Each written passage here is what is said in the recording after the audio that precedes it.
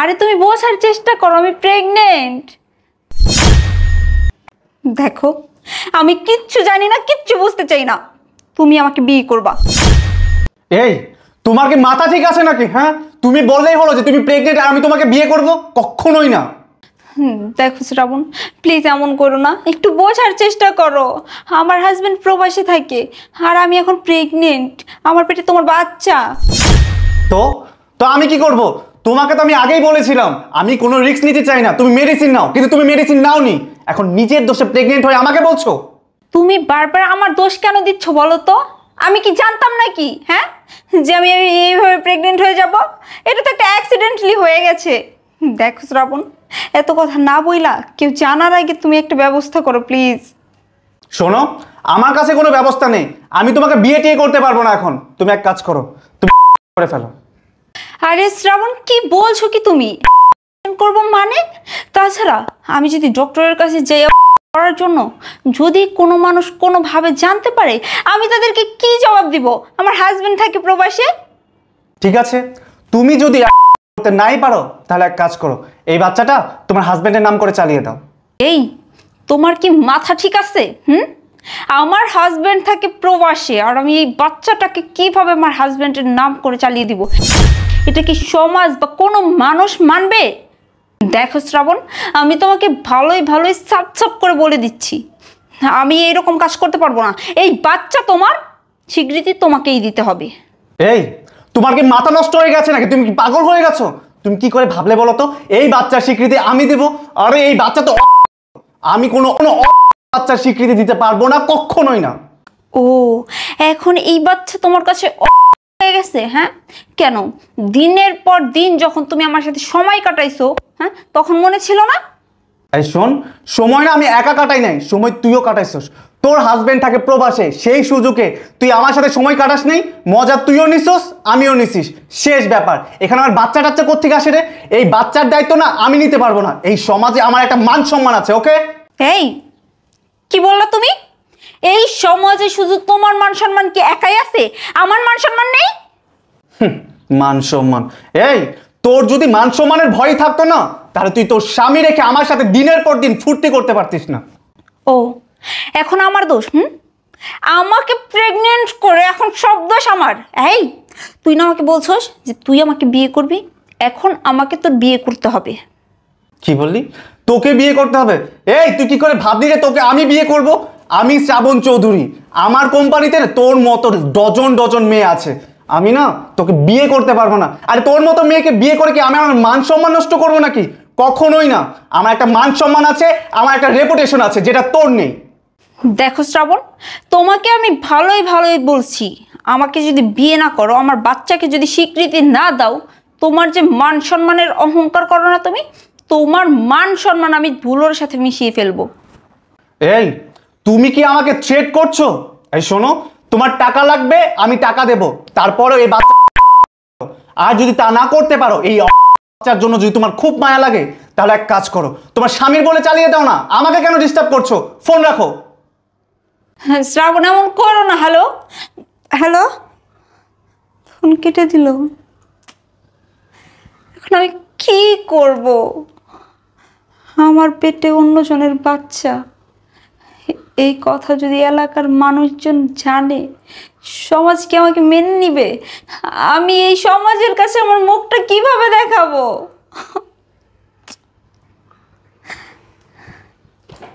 নেহা, আরে তুমি? হ্যাঁ আমি। না মানে, তুমি কখন আসলা? তুমি তো আমাকে একবারও জানাইলা না যে তুমি দেশে আসতেছো। ভাবছিলাম তোমাকে এসে সারপ্রাইজ দিয়ে দেব। কি ব্যাপার নেহা, আমি 2 বছর পর প্রবাস থেকে আসলাম, তুমি মনে হয় খুশি হও নাই? না না, কি বলো খুশি হইনি? খুশি হয়েছি তো আমি, হ্যাঁ খুশি হয়েছি।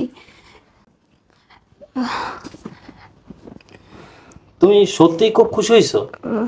হ্যাঁ, খুশি কেন হব না, খুশি হয়েছি। কি ব্যাপার, তুমি আমাকে মারলা কেন? কেন মারছি বুঝোস নাই? আমি 2 বছর যাবত প্রবাস, তোর পেটে বাচ্চা কিভাবে আসলো? হ্যাঁ, বাচ্চা আসলে মানে কি ইয়ে মানে কি? হ্যাঁ, তুই এতক্ষণ বসে বসে ফোনে যা বলতেছিলি আমি সব কিছু শুনছি। ও, এখন আমি বুঝতে পারতেছি তুই কেন ঢাকা শহরে একা ফ্ল্যাট নিয়ে থাকস। আমার ফ্যামিলির সাথে থাকতে চাস না। আমার ফ্যামিলির সাথে থাকলে তো তুই এই নষ্টামি করতে পারতি না, পেটে বাচ্চা নিতে পারতি না। দেখো, তুমি বিশ্বাস করো, এটা একটা অ্যাক্সিডেন্ট। আমি বিশ্বাস করব? হ্যাঁ, আমি বিশ্বাস করবো এটা একটা অ্যাক্সিডেন্ট? তোর স্বামী থাকে প্রবাস, তুই একটা ছেলের সাথে নষ্টামি করা পেটে বাচ্চা নিছস, এটা একটা অ্যাক্সিডেন্ট? আমি অনেক আশা স্বপ্ন নিয়ে 6 মাসের ছুটি নিয়ে দেশে আসছি। ভাবছিলাম তোকে বিয়ে করার পর তোর সংসার করার নেই, 6 মাস পরই প্রবাস চলে গেছি। এবার তোর সাথে সংসার করব, আমরা ভবিষ্যতে প্ল্যানিং করব, বাচ্চা নিব। আর তুই তুই আমার সেই আশা স্বপ্ন ভাঙা দিয়া আগেই পেটে বাচ্চা নিয়ে নিছস।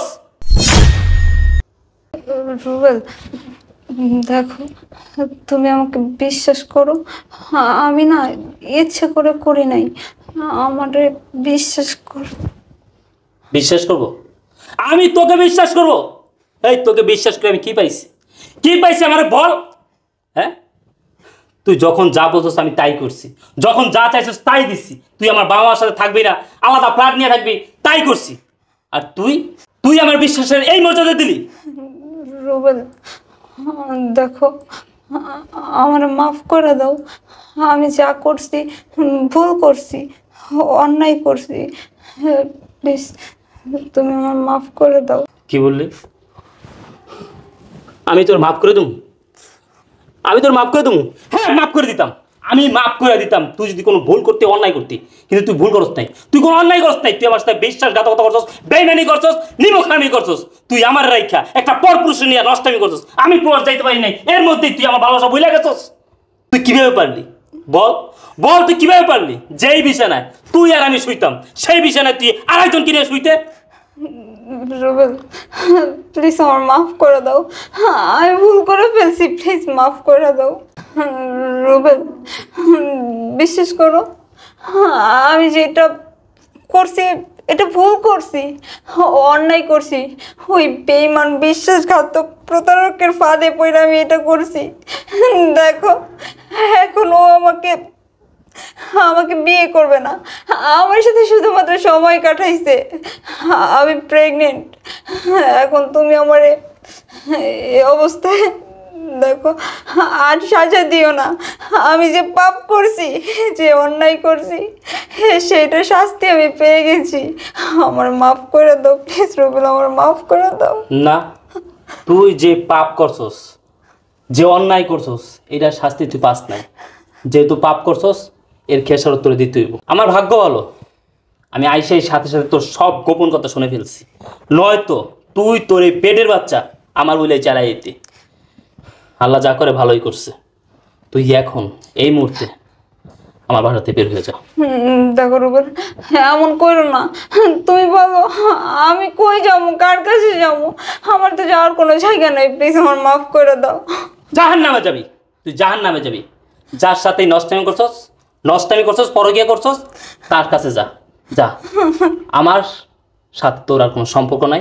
আমি আমার সংসারে আর তোর রাখতে চাই না। দেখো, তুমি বোঝার চেষ্টা করো না, সে আমাকে বিয়ে করবে না, আমি কই যাব? আমার যা বোঝার আমি বুঝে ফেলছি। আমি আর নতুন করে কিছু বুঝতে চাই না। আমি বলছি না আমি তোর সাথে সংসার করতে চাই না, তুই বুঝোস না? ভালো ভালো বলতেছি, তুই এখন এই মুহূর্তে আমার বাসা থেকে বের হয়ে যা।